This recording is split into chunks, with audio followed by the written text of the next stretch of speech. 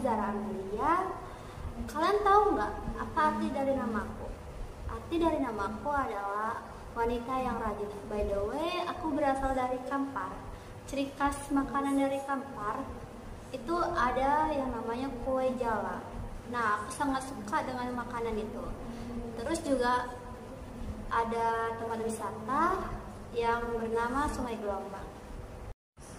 Saya memiliki hobi olahraga seperti badminton, voli. Biasanya saya mengisi waktu luang saya dengan olahraga.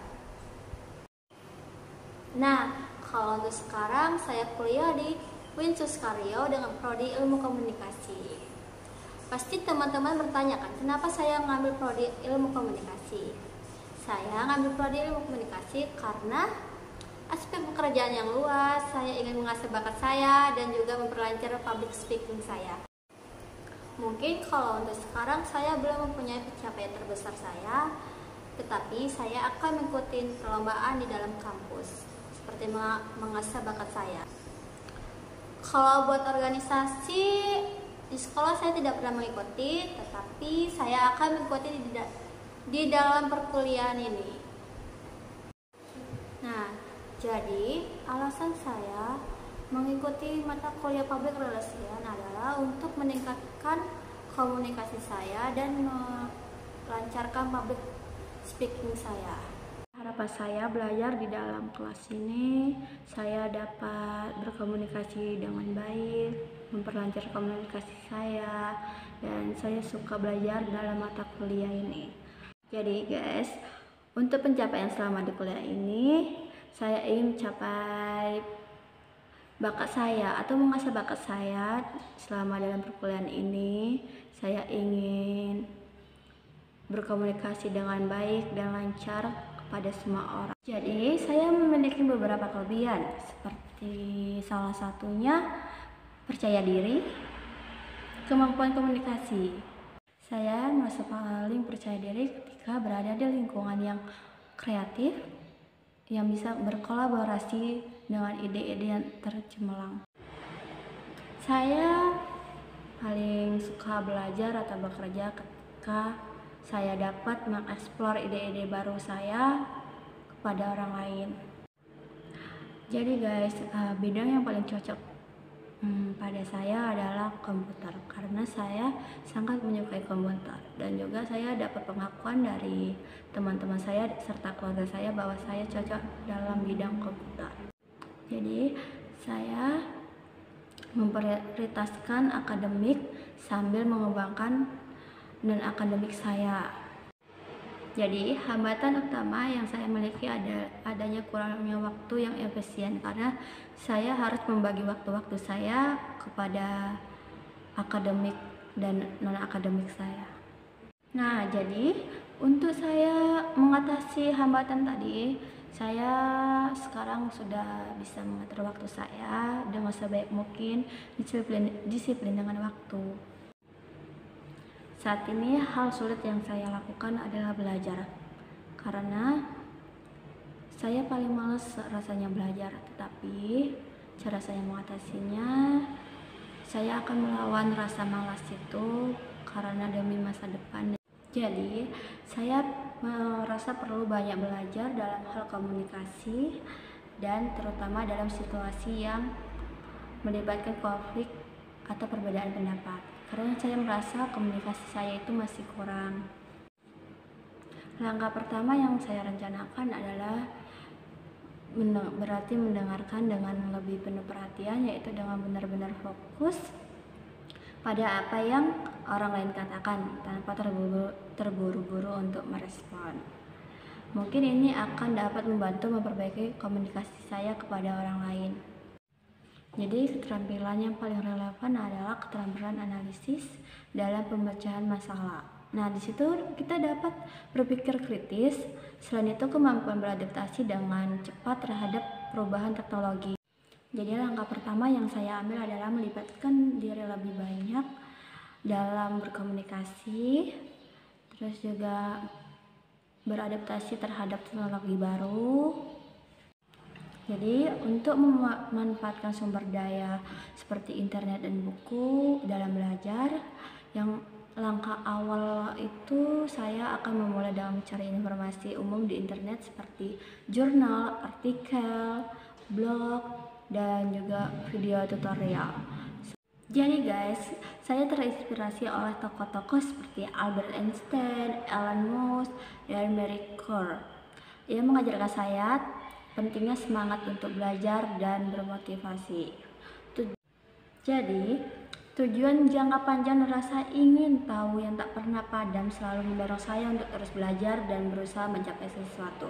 Jadi, saya melihat kegagalan sebagai kesempatan untuk saya belajar, menganalisis kesalahan dan mencoba lagi dengan pendekatan yang lebih baik serta mencoba hal-hal yang baru.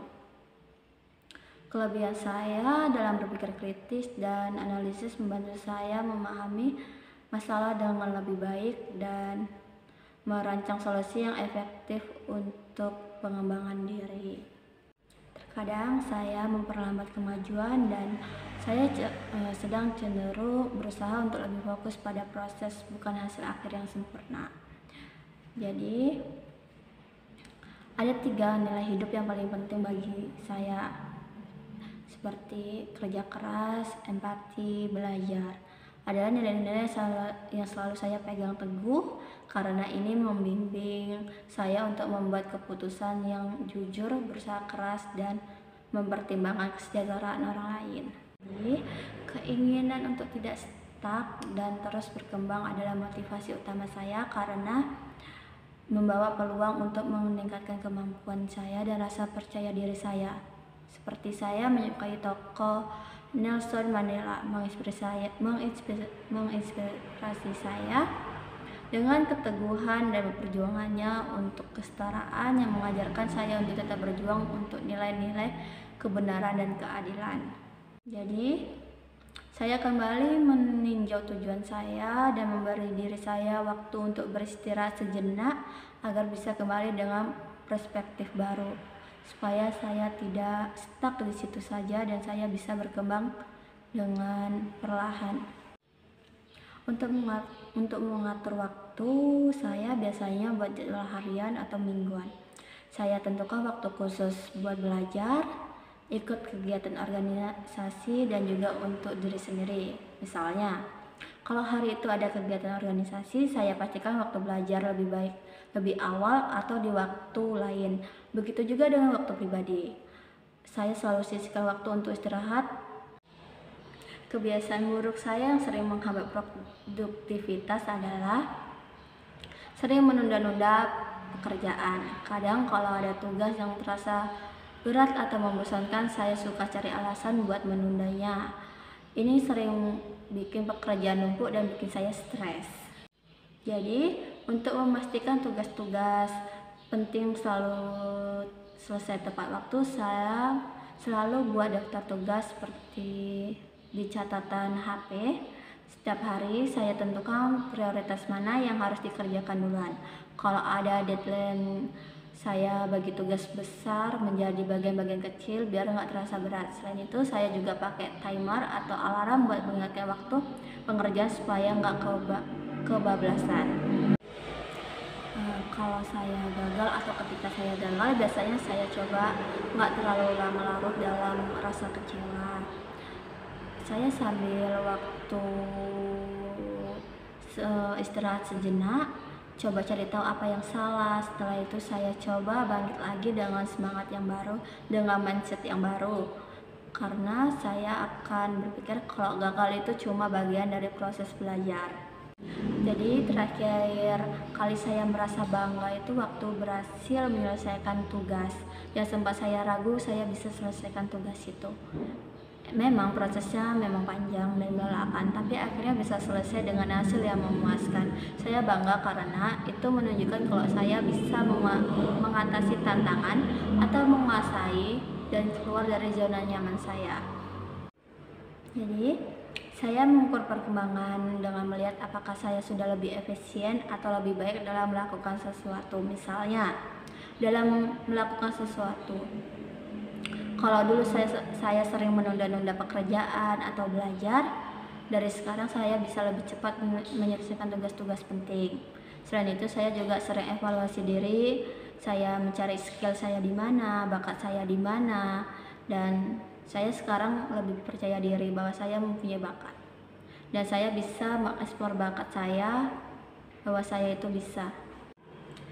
Jadi kalau lagi di bawah tekanan atau menghadapi konflik, biasanya saya coba untuk nggak langsung ambil keputusan, atau biasanya saya coba ambil waktu sebentar untuk menenangkan diri biar nggak ngomong atau bertindak asal. Saya juga coba melihat masalahnya dari berbagai sudut pandang supaya lebih objektif dan nggak terbawa emosi. Untuk menjaga hubungan baik dengan orang-orang di sekitar, saya selalu coba untuk komunikasi dengan terbuka. Kalau ada masalah, saya lebih memilih untuk bicara secara langsung dan menyelesaikan dengan baik daripada diam-diaman kan.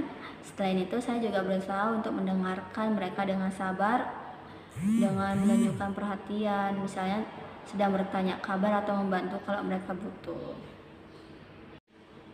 Saya cukup terbuka terhadap kritik, asalkan kritiknya yang masih bisa saya terima dan disampaikan dengan cara yang baik. Saya nggak langsung baper, tapi lebih fokus pada apa yang bisa saya perbaiki dari kritik tersebut. Setelah itu saya coba terapkan apa yang saya pelajari dari kritik itu supaya lebih baik ke depannya. Jadi menurut saya kritik itu penting buat perbaikan diri. Saya sedang mencoba untuk lebih fokus pada pengembangan keterampilan seperti saya belajar kamera, komputer, dan juga saya sempat belajar desain grafis. Ini penting karena dunia sekarang itu kan semakin terhubung secara digital ya, dan saya ingin agar bisa beradaptasi dengan perubahan tersebut.